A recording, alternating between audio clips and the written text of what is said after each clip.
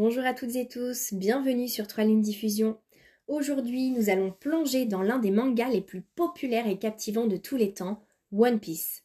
Cette œuvre, bien plus qu'une simple aventure de pirate, est remplie de symboles inconscients, de dynamiques transgénérationnelles et de liens familiaux profonds qui peuvent résonner avec chacun de nous à un niveau très personnel.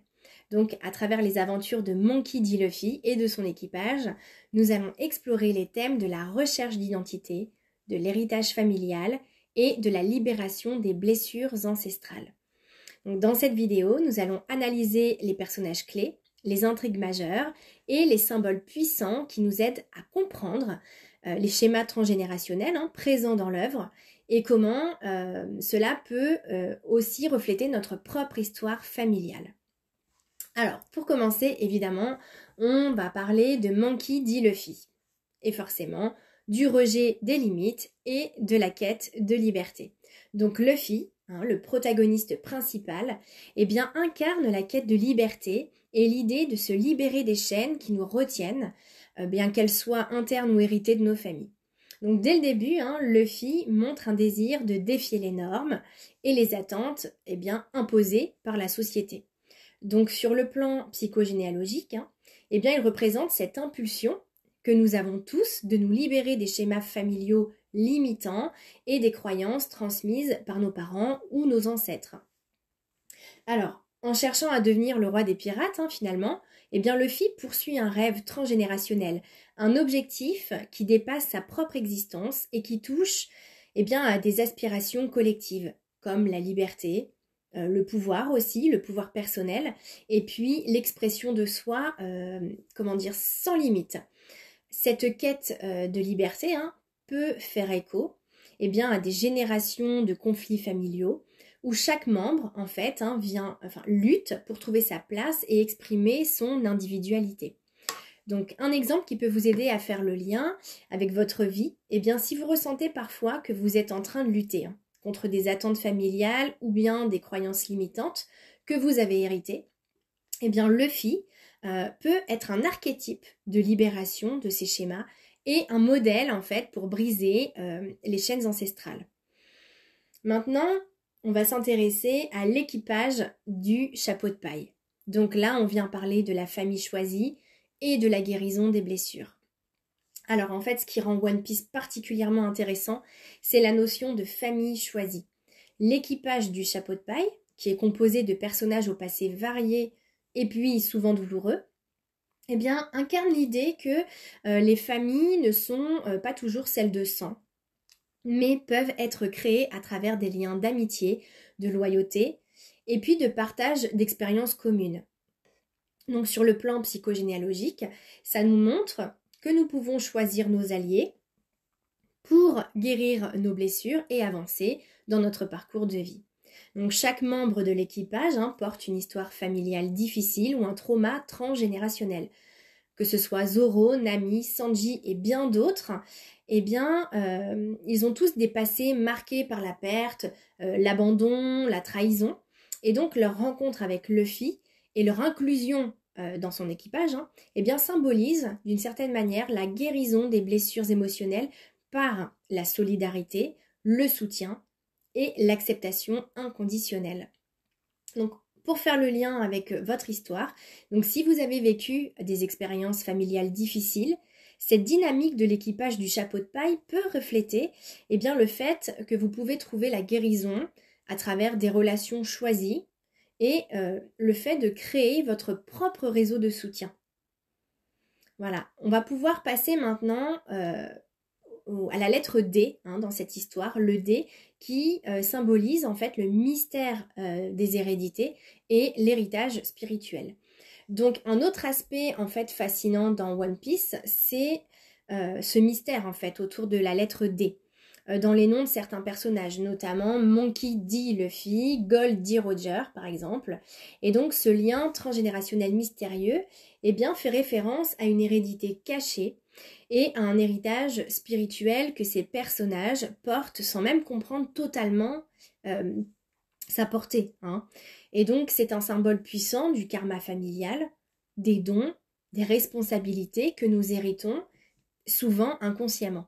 Donc dans la psychogénéalogie, cette idée de l'héritage caché se manifeste souvent à travers des mystères familiaux ou des secrets non révélés qui influencent les générations futures de manière invisible mais palpable. Donc Luffy, en quelque sorte, en portant cette initiale, est appelé à accomplir quelque chose de plus grand que lui, tout en représentant l'éveil et la prise de conscience de cet héritage.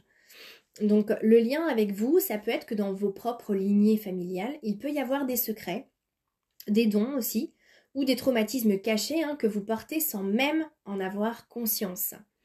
L'histoire du dé dans One Piece peut refléter cette idée en fait, de découvrir son propre héritage et de travailler avec, dans le but d'évoluer. On va pouvoir maintenant passer à la symbolique des fruits du démon qui vont symboliser à leur tour le pouvoir, les pouvoirs, les limites aussi et les transformations. Donc, les fruits du démon qui confèrent des pouvoirs surnaturels à ceux qui les mangent, ceux qui les consomment, sont un autre élément clé de One Piece.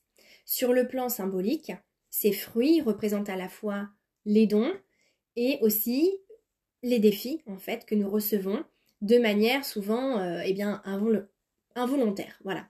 Donc en psychogénéalogie, ça peut symboliser des capacités familiales transmises de génération en génération, qu'il s'agisse de dons, de traumatismes aussi, ou même de blocages. Donc par exemple, dans cette histoire, Luffy mange le fruit du caoutchoutier, ce qui le rend élastique, et ça lui confère une grande résistance, mais au prix en fait de ne plus pouvoir nager. Donc en fait, ça vient symboliser comment, dans nos propres familles, nous héritons souvent de qualités qui viennent avec leurs propres limitations. C'est une belle illustration de la manière dont les dons familiaux peuvent être utilisés pour se transformer, mais qui nécessitent aussi d'apprendre en fait à gérer leurs contraintes. Il y a une balance entre les deux.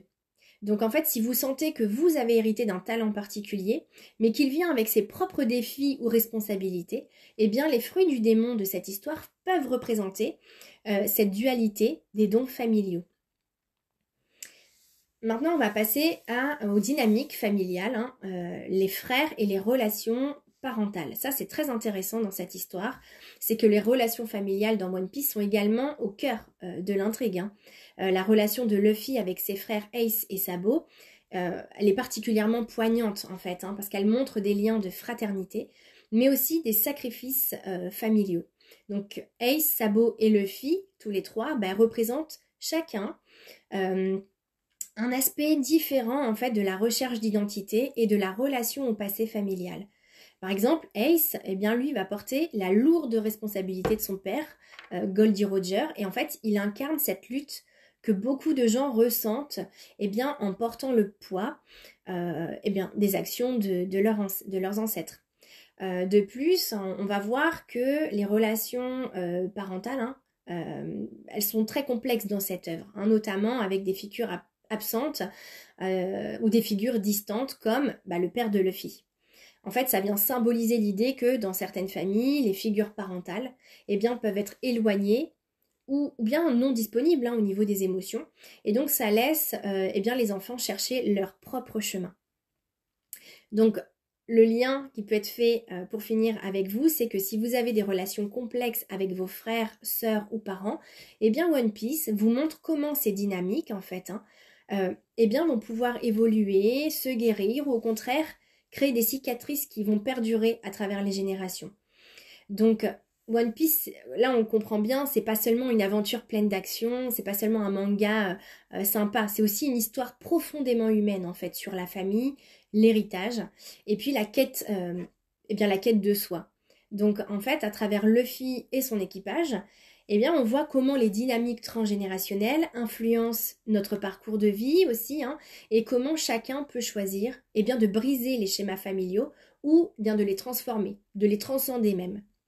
Donc si cette analyse vous a parlé et que vous souhaitez explorer vos propres mémoires familiales et vos propres dynamiques inconscientes, je vous invite à prendre rendez-vous pour des séances de psychogénéalogie. On va pouvoir explorer ensemble vos héritages inconscients et ça va servir en fait à libérer votre potentiel. Je vous remercie d'avoir suivi cette vidéo. Abonnez-vous à la chaîne pour plus d'analyses fascinantes sur d'autres œuvres et à très bientôt pour une nouvelle exploration symbolique. Voilà, à bientôt sur Trois Lignes Diffusion.